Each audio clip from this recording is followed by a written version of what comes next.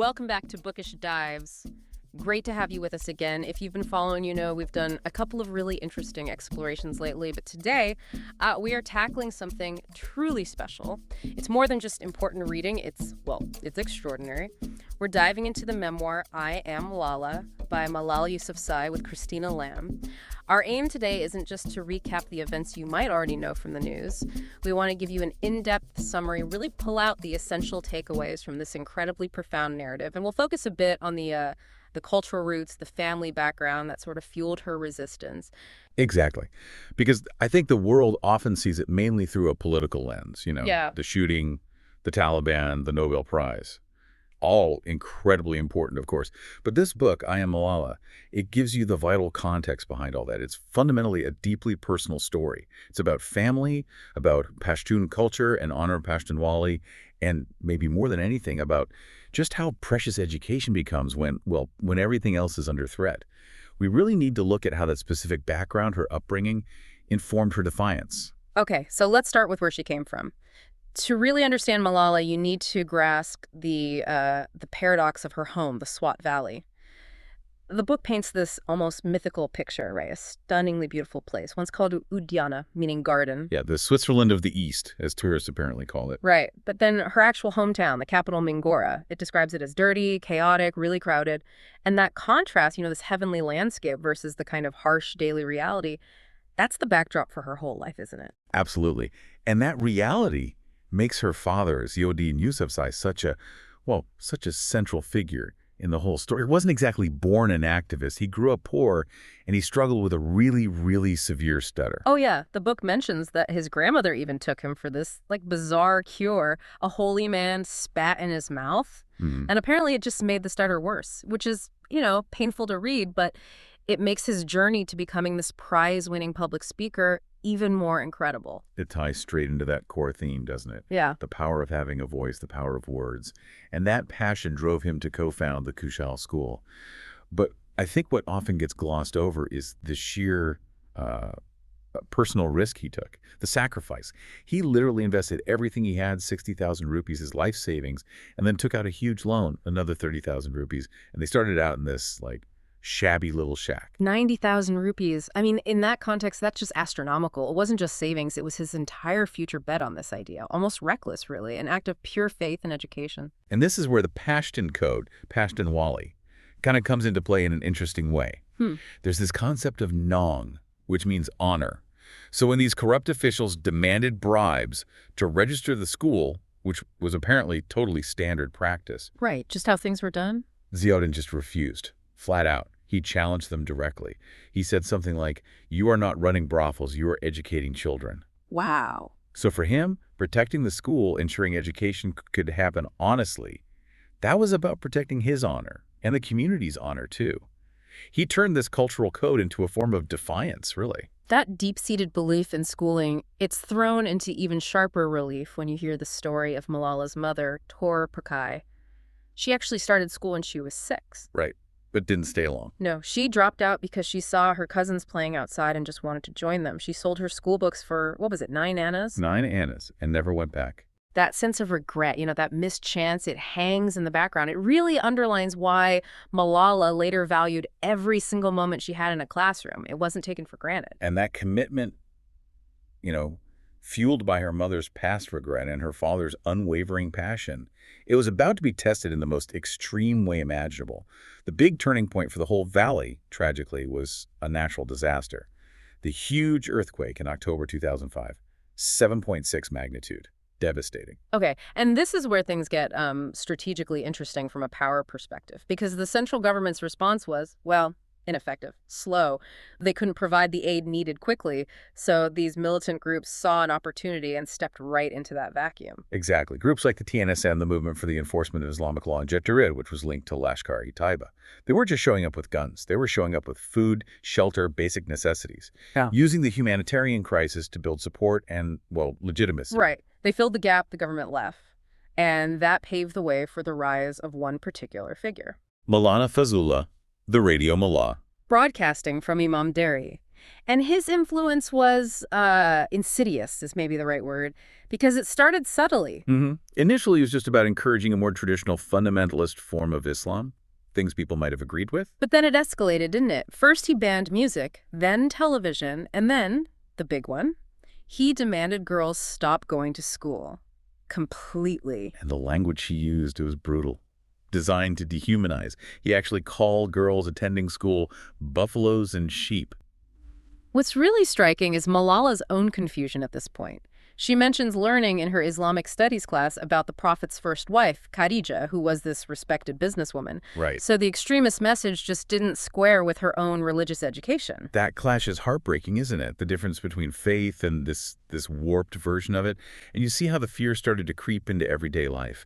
Girls became terrified of acid attacks, apparently. That was happening to girls who defied rules in nearby Afghanistan. Very real, terrifying threat. So they started hiding their school bags, hiding their books under their shawls. They stopped wearing their uniforms in public. It was a psychological war, as much as anything.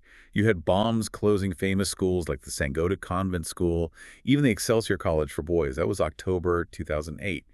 Yet through all this, Malala's father just wouldn't back down. He famously said that he'd keep educating children until the last room, the last teacher, and the last student was alive. Wow.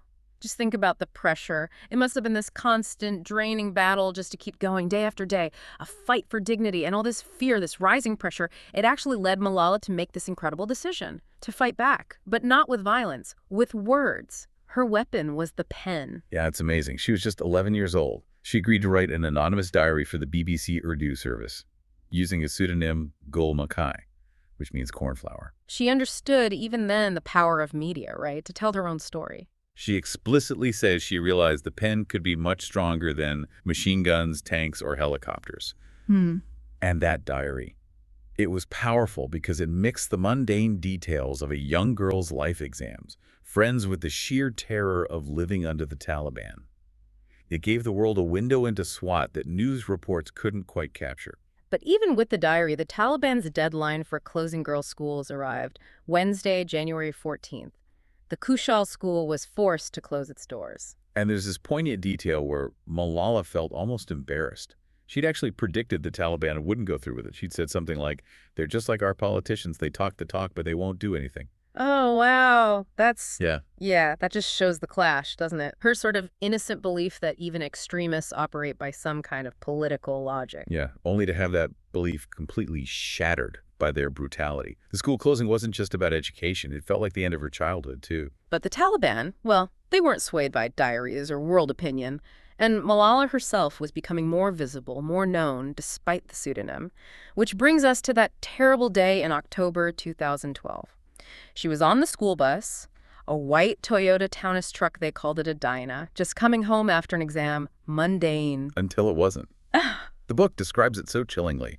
A young bearded man stops the van. He asks, is this the Khushal school bus? Just confirming the target. Exactly. Then another man comes around to the back where the girls are sitting, and he asks that question, the one that went global. Who is Malala? And then? Immediate gunfire. She was shot. The bullet went in just above her left eye, her brow, and traveled down, lodging near her shoulder blade. A direct, calculated assassination attempt on a child. On a school bus. We just have to pause on that. I mean, to go from predicting they wouldn't do anything serious to being shot point blank, the sheer shock of that, it's unbearable. And it underscores the ultimate risk her father took, the risk they all took, just by insisting girls had a right to learn. What followed was just this frantic, desperate race against time. It's a testament to, well, human resilience and also modern medicine. She was rushed to the combined military hospital in Peshawar. Colonel Junaid, the surgeon there, realized immediately how critical it was. The bullet hadn't just passed through. It had sent bone splinters into her brain, causing massive, dangerous swelling. So emergency surgery was the only option. He had to perform what's called a craniectomy. He actually removed a piece of her skull about 8 to 10 centimeters square just to give her brain room to swell without being crushed. Yeah, incredible. And then there's that detail that just sticks with you. To preserve the bone piece for later, he placed it inside her abdomen. Wow. Saying something like, after 3 months, we will put it back. Just the clinical reality of performing a miracle, essentially. And then eventually she wakes up, but she's not in Pakistan anymore. She's in the Queen Elizabeth Hospital in Birmingham, England, thousands of miles away. Imagine that disorientation, the confusion, the shock must have been overwhelming. She couldn't speak at first. So her very first written words, they say she used an alphabet board, were father and country. They're anchors, even then. And what was her first practical question? It wasn't about herself, was it? It was who was paying for this? Yeah. She genuinely believed her family couldn't possibly afford such advanced medical care. That just shows you, doesn't it? Even amidst this global event, her core concerns were still rooted in her family's reality, their struggles. Her identity hadn't fundamentally shifted. Her recovery was obviously a huge journey, Yeah. but she tackled it like she tackled her studies with incredible determination. There was an 8.5-hour surgery just on her facial nerve to try and restore her smile, her ability to wink. And the skull piece from her abdomen. Ultimately, no, they couldn't put it back. It was replaced with a custom-made titanium plate, a titanium cranioplasty. So she literally carries a piece of metal where her bone used to be. Mm-hmm. And throughout all this, what was she asking for? Her school books. She wanted to read The Wonderful Wizard of Oz. You know, that story about a girl transported far from home seems fitting. Right. And she kept insisting her father bring her school bag. Specifically, she wanted her physics book because she had board exams coming up. Unbelievable. Recovering from a gunshot wound to the head and worried about her physics exam. That's dedication. The strength of her conviction after the attack, maybe it's best captured by this one moment. She decided to change a traditional Pashto poem, a tapa. Okay, explain the tapa briefly for us. It's a traditional form, like a 2-line folk poem, often expresses women's emotions, part of the culture. Malala took this very traditional form and basically made it revolutionary. So the original tapa she quotes goes something like, "If the men cannot win the battle, O my country, then the women will come forth and win you an honor." Which already gives women a role, but sort of a secondary one, right? Like backup. Exactly. If the men fail, then the women step up. But Malala's suggested change. It's much more assertive. It's a declaration of partnership, of equality, she proposed. Whether the men are winning or losing the battle, O my country, the women are coming, and the women will win you an honor. Ah, I see. So not waiting for men to fail. Women are essential partners in the struggle, always active participants. That's powerful. What an incredible story. Just the resilience, the sheer defiance. If there's one single message that really endures from Am Malala, I think it's that through everything, the trauma, becoming a global figure, the physical changes, her core identity didn't change. She was and is a student.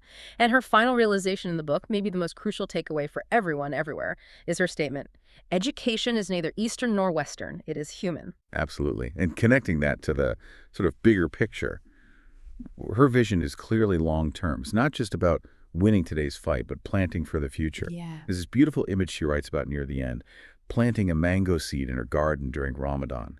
And she wonders if future generations will be the ones to enjoy its fruit. That's a really powerful image to leave us with. It makes you think, doesn't it? It asks you, the listener, what seeds are you planting today? Seeds of knowledge, maybe, or positive change. In your work, your community, your own family, things you might not even see fully bloom yourself, but that future generations might rely on. We really, really encourage you to pick up this extraordinary memoir if you haven't already. Read it for yourself. Thank you so much for joining us for this pretty intense bookish dive. Be sure to follow us for more in-depth explorations of the books and ideas that are shaping our world.